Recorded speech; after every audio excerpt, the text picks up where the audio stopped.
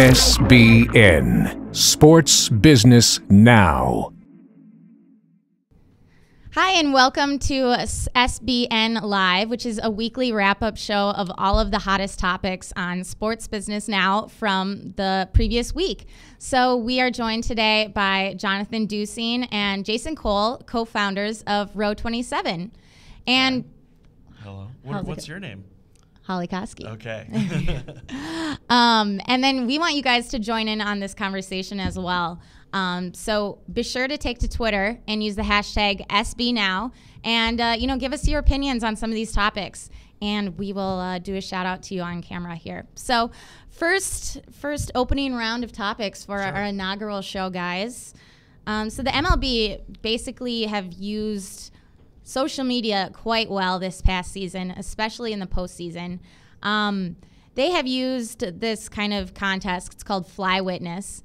And for every home run there is during the postseason, the MLB is encouraging its fans to take a picture of themselves watching the home run and then tweeting that to them on Twitter and using the hashtag not SB now, Fly Witness. And then basically that's a contest where they'll randomly select an entry and they'll be given an official postseason hoodie that the players are wearing in the dugouts and all the coaches are donning as well. So what do you guys think of that? Obviously Pablo went off last night, so there was a lot of opportunity for it to win. Yeah, Panda October. Panda, yeah, I like that. Pandober? No. Pandober, something like that. Yeah. Yeah, go ahead. I think it's a great campaign, and MLB was probably the first major league to really, really embrace social media, and it makes a lot of sense when you have twice the level of content of the NBA or NHL when they're in season. Right. And it's a really neat promotion. It's something I know I will be doing when the Tigers hopefully win Game 2. I think a lot of teams could take something from this. Just the general idea of like having fans send in what they're filming of highlights that are happening from their perspective. Yeah. You guys probably know there was a commercial St. Louis Cardinals did One Night in October, which was an award-winning TV campaign at the Idea Conference this past year. It was gorgeous. They harvested a 60-second spot of the game-winning plays from the World Series game solely from YouTube and solely from user-generated content. That's probably the one I saw. Yeah, that's the one you're thinking of. It was when they stream phenomenal. It all together, and it's cool. It basically really helps like a fan feel what it would have felt like to like all of their friends to be in the stadium too, right? And, like feel the whole thing. And really, anytime you can get that kind of feeling out is going to help you market your team. Absolutely. Right. It's funny because when I was watching Game 1 last night, literally that's the first thing that popped into my head was, I don't know because I'm around this so much, but I wish I had my phone near me so I could tweet this Fly Witness. And I also thought it was kind of clever, the whole witness play on words that they did with, I don't know if you guys remember, with LeBron James when he was with Cleveland a couple years ago, and the whole witness thing, the Nike campaign that they ran in that city. So, fans are already familiar. That worked out great too, right? They got that national championship that year, I think. National championship. This isn't NCAA basketball, but what I mean? What is sports?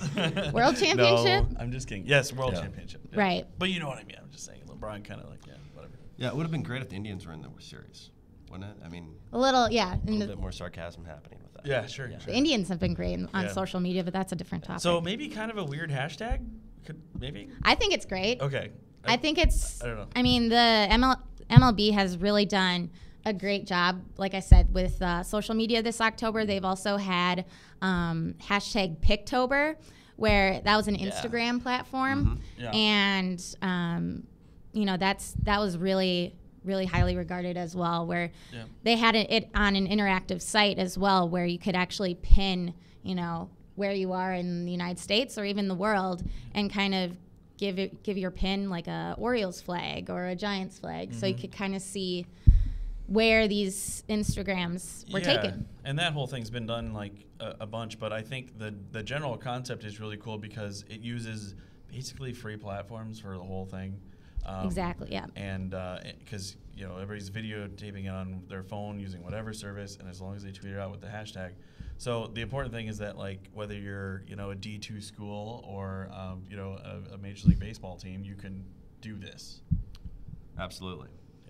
Yeah, utilizing social media is something that it's free. It's just as long as you educate yourself and educate your fans on all of your different platforms can be totally great for your program. Mm-hmm. So, staying with the MLB, they also, a couple teams experimented a little bit with dynamic ticket pricing. And for those of you who are not familiar with dynamic ticket pricing, it's basically where it's an in-demand price. So kind of like the airlines, if a certain game is very much in demand, say the Yankees and Red Sox, that will have a higher price than, say, the Yankees and Blue Jays or something like that. So the Giants, the A's, and the Cardinals have experimented with that a little bit, and they've really seen an increase in revenue. So how do you guys feel about, using dynamic ticket pricing in the playoffs? I think it's brilliant. And I know that this is probably year 3 or 2.5 that the Giants have been doing it. We met the firm they're working with out of Texas at the National Sports Forum a few years back. I think it's really, really helpful. I mean, setting the price at, let's say it's $28 for field seats for a game in August. In April doesn't make a ton of sense. Right. You might as well have it flex over the course of the season. Granted, season ticket holders get a better perceived locked-in value then. And if the team's successful, you have less revenue loss to the aftermarket. Right. Even if you have partnerships with StubHub and other vendors, you're still losing revenue if it's going in the aftermarket and not directly into your till. And you don't know, at the beginning of the season if a team is going to be good or not. So I think how it can fluctuate, like, who would have thought the Red Sox would have imploded like they did? Yeah, you really haven't seen a team have this go badly, where their team like completely and totally ended up playing for the first draft pick with dynamic ticket pricing. It'll be kind of interesting to see if that.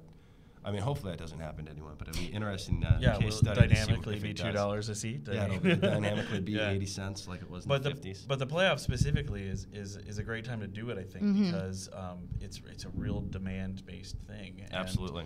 And, those things can really the ticket prices can really skyrocket on the secondary market, and being able to capitalize on that at the time when it's most important, is good.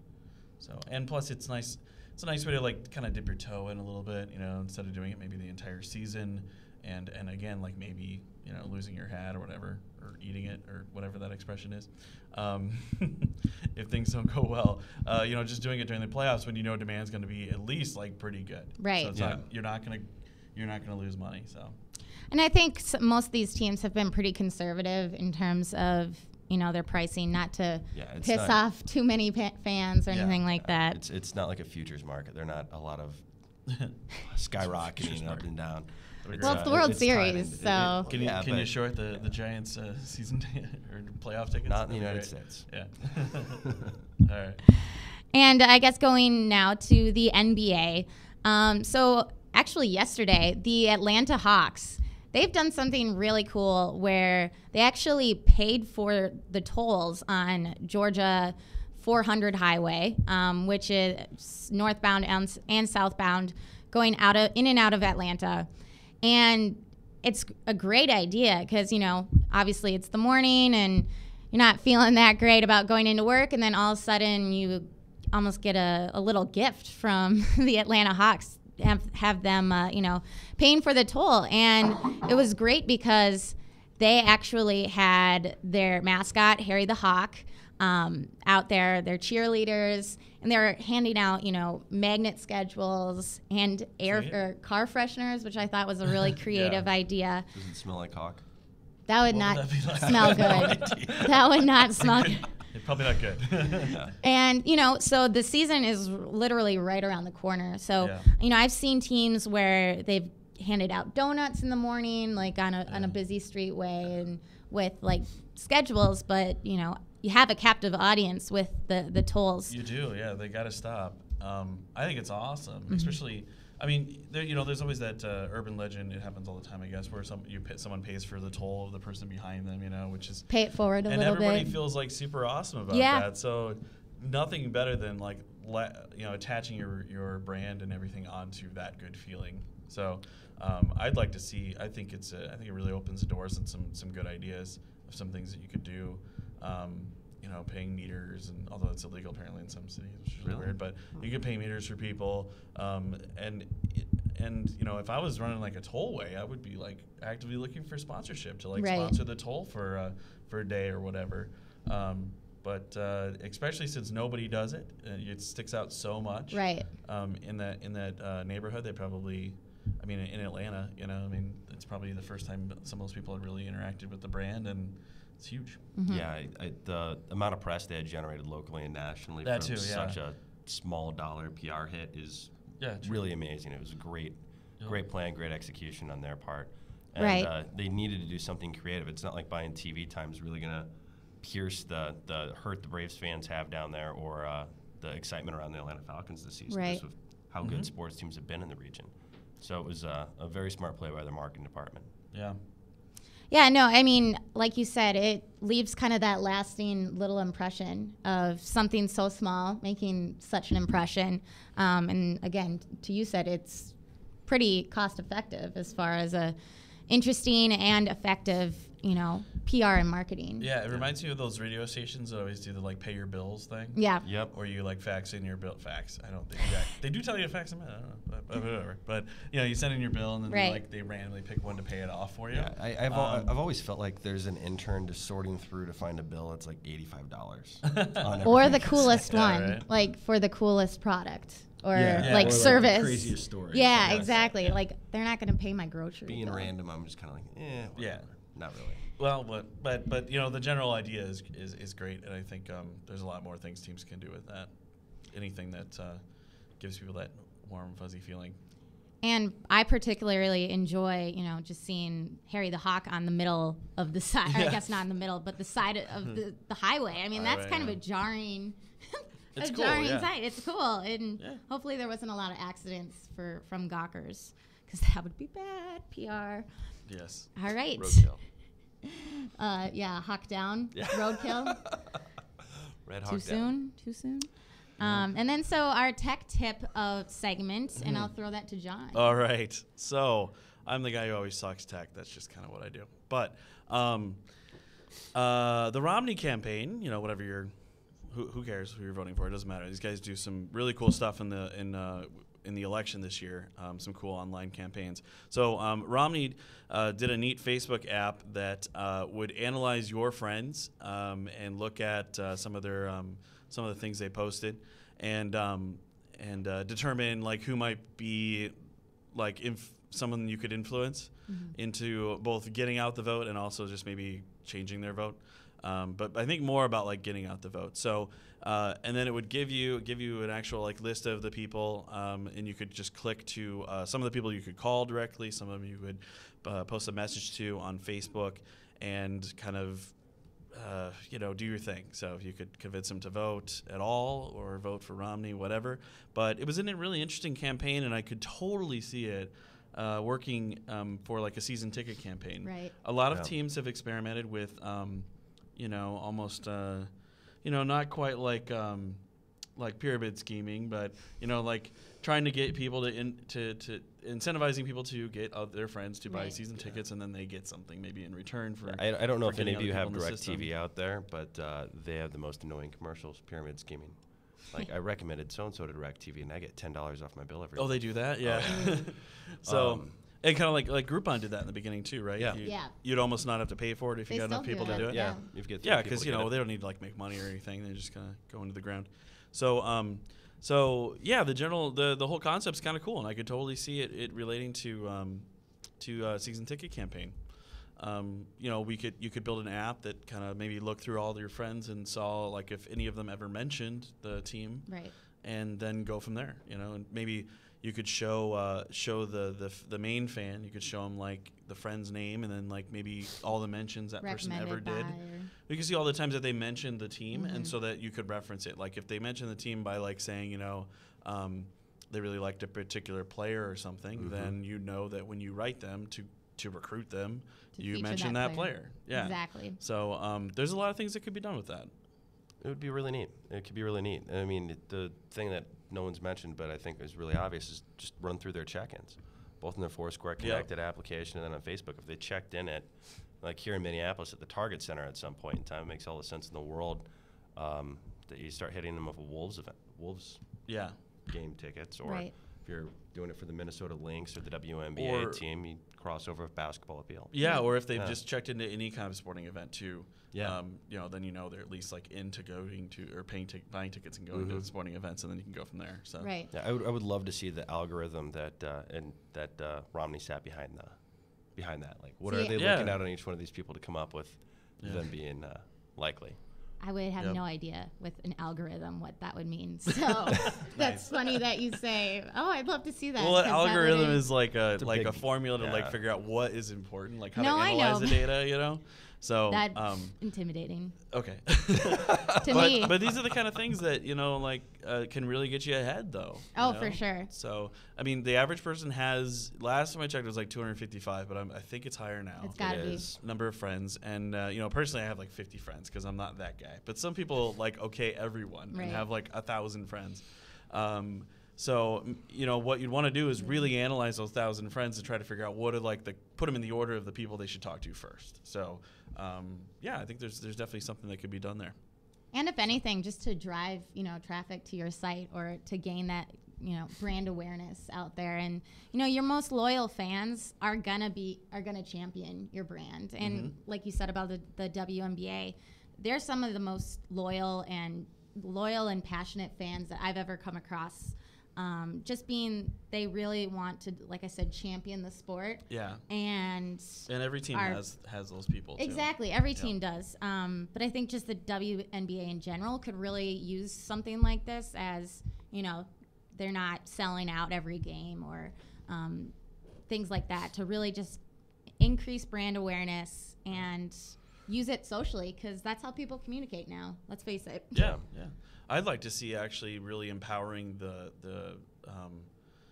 what would you call the person who's kind of trying to recruit, the person who's evangelizing the brand, right? To empower them to even be able to give away free tickets and that kind of thing to entice people to come for the first time. Two things real quick on this topic. One, the place where I see this app being by far the most effective is with soccer supporter groups. That too. Because they absolutely not only want you to be a fan of that team, they want you to be a fan of that team inside that subsection. Because a lot of teams have 3 or 4 of them that will compete against each other for total number of loyalty and block grant tickets out to it. So I see this translating extraordinarily well into that area of sports. And then I just connected to this app. I hadn't done that yet. And it's kind of ironic. They did bring 5 people up for me. They're all live in swing states. And live in swing 6 states? of them, they all live in swing states, and then 5 of the 6 are single females. So interesting. That's kind of funny. So Jason has a lot of single female friends on Facebook. I guess so. Not really. But, it is kind of funny to me. One of them is actually a state house member for Romney's party in that state. So it's a little bit ironic. Yeah. Well, this also reminds me too. I guess I don't know how this it relates a little bit, but. So there has been a bunch of studies that show that people whose friends know that they're going to vote and whose friends are asking them to vote instead of a stranger, are way more statistically likely to actually go and vote. So similar thing can happen in sports too. If you are broadcasting on your Facebook that you're going to games all the time. Yep. Your friends are more likely to think that it's cool to go to a particular game. Absolutely. And maybe that's not a big deal if you're the NFL team of the city and stuff like that. But if you're one of the colleges in town or whatnot, that social endorsement to people's friends is definitely worth something, because maybe people may not think that all the time that it's fun and cool and that their friends enjoy going to those particular games unless you tell them. So. Right. And that endorsement could almost be a fixture on, say, a profile or a Twitter now they've done cover photos almost in kind of the top biographical section. You could almost like give them a badge, so almost like I totally. endorse this team or what have you. So there's a lot you can do with that. Although I will say that when people talk about politics on Facebook now, it makes me want to shoot super myself in the face. I know, but that's why for sports. But sports is not annoying. Sports is not politics. So. No, it's way more interesting and less divisive. Well, depending on what kind of fan you are. It depends. So kind of switching gears a little bit. I hope by now that you have heard about the Brooklyn Nets, and how they have, moved from New Jersey, and now the New York Islanders are actually following suit and moving to Brooklyn as well. So we're kind of going to do a little segment called Dropping the Gloves, where I'm going to have each of these guys drop those gloves, sure, and kind of go head to head on whether you think this is a bad move, good move. Think about how the Nets have been revitalized due to, they're moving to Brooklyn, and I think it's a great move. I mean, if you look at when you divide up the boroughs in New York, and you look at, I think it's like close to 5 million people that live in Brooklyn and haven't had a team since the Dodgers left. It's a huge market to come back there. I mean, people talk about going into Salt Lake. I mean, Salt Lake's entire metropolitan area is about the size, population-wise, of Brooklyn. Building an identity around that brand is a very unique opportunity. And people might say, well, New York has so many teams. Well, it has so many teams because it has 25 million people in the metropolitan area. Right. It can support that many teams, and it's the media center of the country, so it gives each one of those teams a megaphone that a team in San Antonio would kill to actually have for exposure. So I think this is great, and I think it's a phenomenal thing for the Islanders franchise. They play in the Metrodome equivalent for the NHL right now. Okay.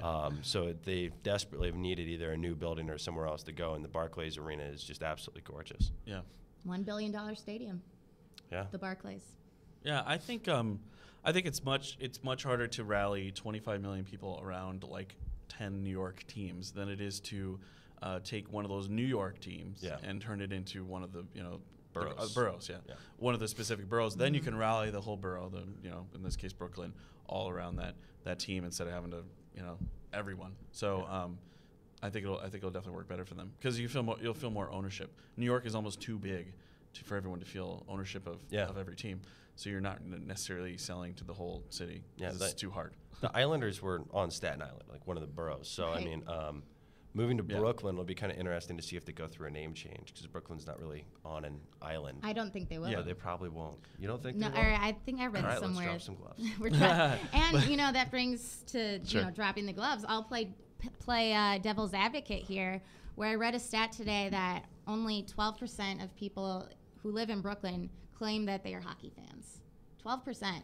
Okay. That's not a lot. I mean, granted, you're going to have your diehard Islanders fans from, the Long Island area, come on over to, I believe it's across the Sound, to Brooklyn to see those games. But, that's a telling statistic. And when you have, markets like Seattle, who is just crying for a hockey team, and Kansas City, who it's just a perfect market for it. Yeah. I find it a little interesting that I know they want to keep the the historic New York Islander brand, but I just don't think it's going to have the same effect that the Nets. Let's go ahead and say your stats correct. That means there's 600,000 self-identified hockey fans inside of Brooklyn instead of a few subway stops at the Barclays Center. Yep. That's enough to support a hockey team when they're only going to be seating 20,000 people. Right. I mean, let's be honest. That's probably a couple 100,000 more hockey fans than you have in Phoenix. Yeah. Yeah. For that's the a Coyotes when they're 30 minutes outside of downtown. Mm-hmm. So I think they'll be fine. Yeah. No, I agree with that, with your statement there. I'm doing my best at dropping gloves here. You're dropping gloves. Guys, calm down, please. Let's tame it down. Although with the mics, I feel like NPR, so we can't really get too excited. Yeah. I just you have a taste of my sweaty balls. It just went there. If you weren't going to quote Baldwin, I was about to. I couldn't help it. Salty. Yeah, I don't think it will have the same effect that the Nets have had, where they're not going to go through a drastic logo change. They're not going to go through a drastic color change like the Nets did. So I don't know. We'll see. They still have 3 more years. 3 more years in the ancient Coliseum in Long Island. But we'll see where it goes. All right. So if what I just said was not inappropriate enough. Yes. Oh. Going to more interesting news this week, so we call it the whiff of the week, where it's kind of a questionable call, honestly, where a Greek amateur soccer team called, I'm probably going to butcher this, but Voukofalas Club. That's actually perfect. Oh, okay, great.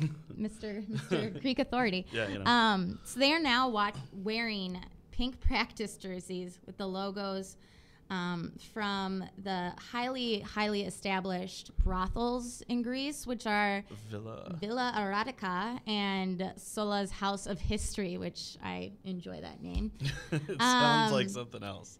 That's right. for sure. So obviously the Greek economy is pretty terrible at the moment. Only 25% unemployment.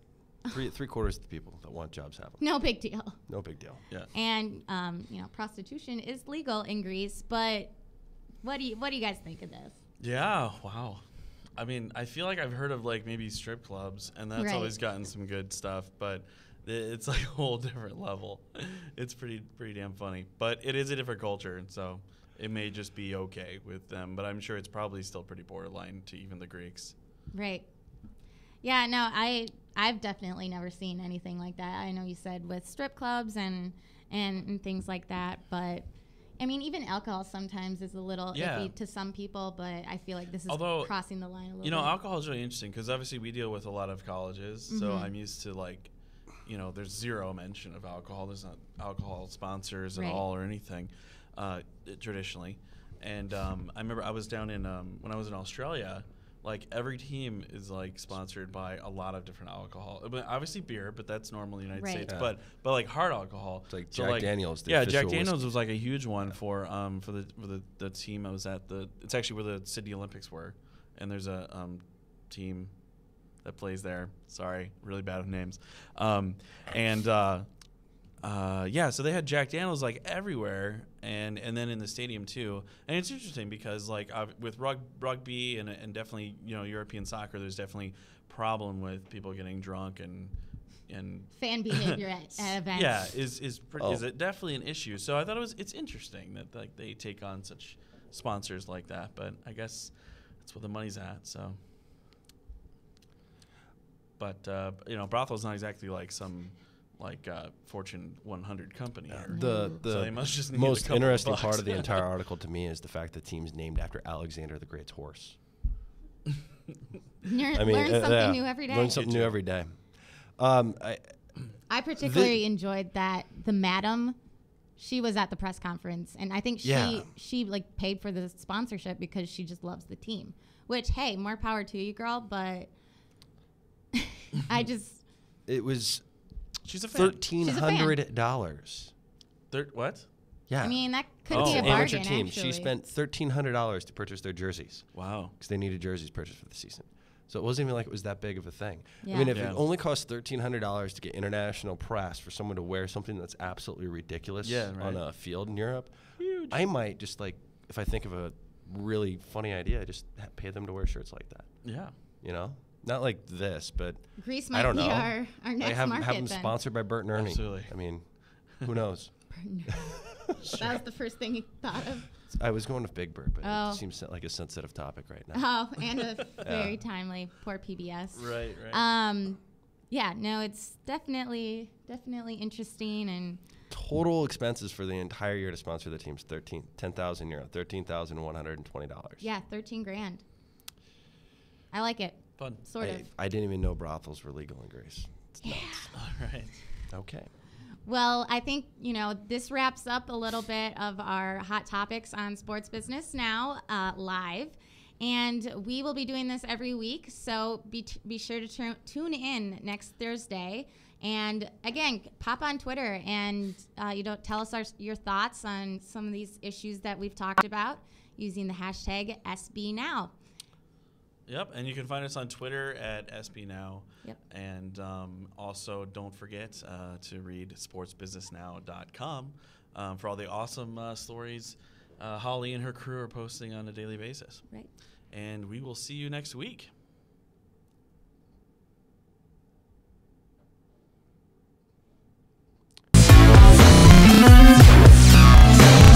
SBN, Sports Business Now. Sports Business Now. Sports